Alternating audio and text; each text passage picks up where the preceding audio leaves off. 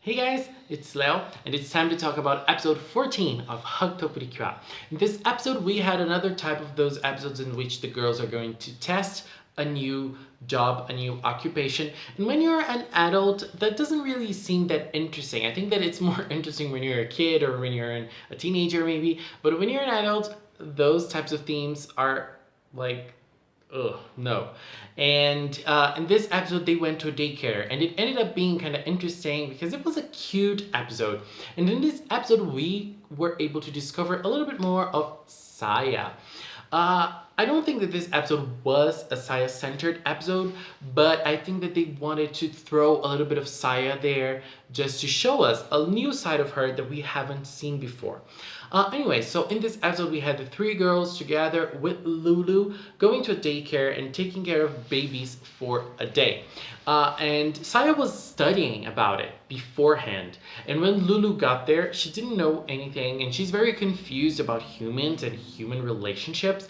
And so she was able to read a very big part of the book that Saya was reading, Saya was studying. But HUGTTO didn't let her read everything. HUGTTO wanted to, pass the pages for herself, and obviously, just a baby thing. And HUGTTO is the cutest, and I loved watching her in this episode. But it was very interesting to see Saya and Lulu bickering with each other, and it was nice to have this type of interaction, this type of competitive interaction between both girls. First of all, Lulu was very critical of the things she read in the book, and Saya, on the other hand, was not that critical. She was more like, she was probably more receptive towards everything, and she wanted to practice, she wanted to put everything into the experience, the overall experience they were having there.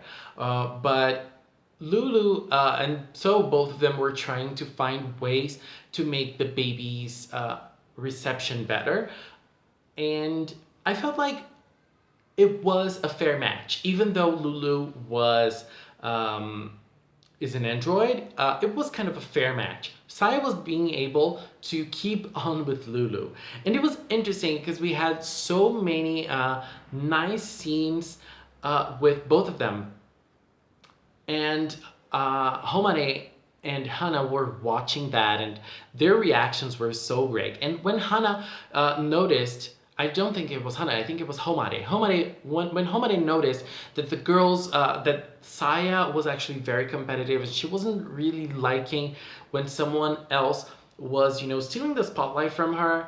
Hana said, "Well, I never really noticed that about Saya."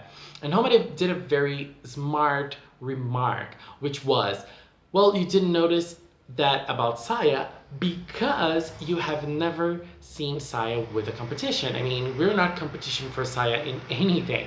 And it was one of the Mishjoku scenes of Hana, and it was funny, but it was also a smart remark because when you think about the whole season so far, Saya hasn't had competition when it comes to intelligence and reading situations kind of thing. I mean, she is the best in this kind of thing, and no one else can really be a competition for her, and now Lulu can. And so it ended up creating nice situations, and it ended up creating a situation in which Saya was not able to keep up. I mean, she was able to keep up throughout most episode, the most parts of the episode, but when it came to getting the attention of the babies, Lulu was able to gather more, and Saya ended up becoming like outside, and that became very frustrating for her. That is so nice to see because Saya, when we're not dealing with episodes geared towards her, Saya is someone who doesn't really show frustration. She doesn't really show anger, and it was nice to see that she's able to show those sides as well. And it's interesting to see that she has this in her. I mean, when you look at her, when you look at her character, you don't see her as a competitive person, but it's nice that she has this side in her and that she is very competitive. And I really liked seeing this new side of Saya. So I don't think this episode was that interesting apart from this. we had a very strange fight. I mean, Lulu is getting the hang of human emotions, and she was even able to feel emotions of her own when looking at the babies, especially one baby in particular, which I don't remember the name, but she was kind of like getting warm towards that specific baby. But when she saw Toge Power, she instantly went back to being Lulu, the villain, and she summoned an Oshimaida. And I don't really understand if she was trying to gather more info on the cures or if that was just like an instinct of her villain side, of like, well, I am seeing Toge Power here, so I am going to invoke a monster. I mean, I don't really know if she was thinking that like she wanted to call an Oshimaida or she just called an Oshimaida because it's like an instinct of her villain side. I didn't really get this part. And then when the fight came, the fight itself was horrible. Like all fights in HUGTTO so far, I mean, when they're not important, they're boring. And then I was like, what the hell is going on here? Because the girls, they were trying to hold back Oshimaida. They have individual powers with the Melody Swords and they did not use it. And Curiel stopped fighting the monster to get to the babies and change diapers. I mean, wasn't it easier for you to defeat the monster first and then go back and take care of the babies? And look, Lulu, the villain, was able to notice that the girls are very weak and Curiel is the strongest. And I don't know why the Cures themselves didn't notice that. I mean, it would be way smarter for Cure Anji to go there and take care of the babies while the other two fought the monster because the other two are way more competent when it comes to being a precure. And that's also a very interesting thing because Cure Anji being Saya, she's very competitive and she doesn't really bring that side to her to Cure Anji. I mean, Cure Anji is not competitive at all because she doesn't really care that she's weak. I mean, it seems that she doesn't even notice that she's the weakest. And then we had a very strange scene with Papuru coming and Papuru appearing to see if Lulu was actually being able to do something as an infiltrator.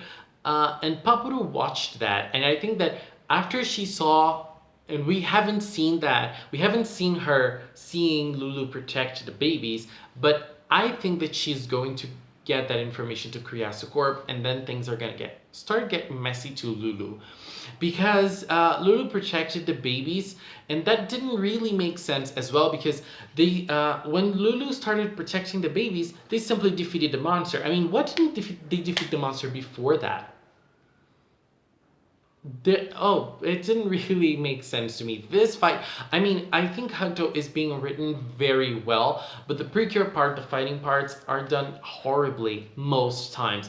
And so I think they really need to step up this part because this is the bad thing about HUGTTO. This is the only bad thing about HUGTTO. And they need to take it to another level. You know what I'm saying? Because when it comes to important fights, we've had like episode 4 and the episode in which the Melody Swords appeared. They were very good. They were really, really good. So I think that they can bring new stuff, that they can actually do good stuff. But I don't know why they're not doing it. But I really believe they can. I really believe that they have the potential.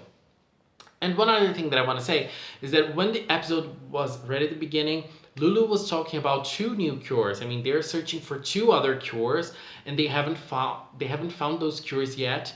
And from what I remember, when the first episodes, they were searching for 1 cure only. And now I'm a little confused. I don't know. I think I have to revisit the earlier episodes to see this info again because I'm a little confused with this. I mean, were they searching for 2 cures since the start? I don't remember. And are those 2 cures the 2 cures that are gonna appear later on in the series, or are those 2 cures that came from the future? I don't know. Anyways, next episode we're gonna see Emiru and Lulu go shopping, and I think things are gonna get wild. Emiru seems to be wild in the preview, and I'm very excited. To be honest, I think this is gonna be one of the nicest episodes so far based on the preview only, because the preview is amazing, full of cartoonish faces, and it seems to be very well done. Anyways, guys, that was my opinion on episode 14. Leave a comment with yours, and we can keep our talk in the comment box below. Thank you so much for watching, and until next time, bye bye.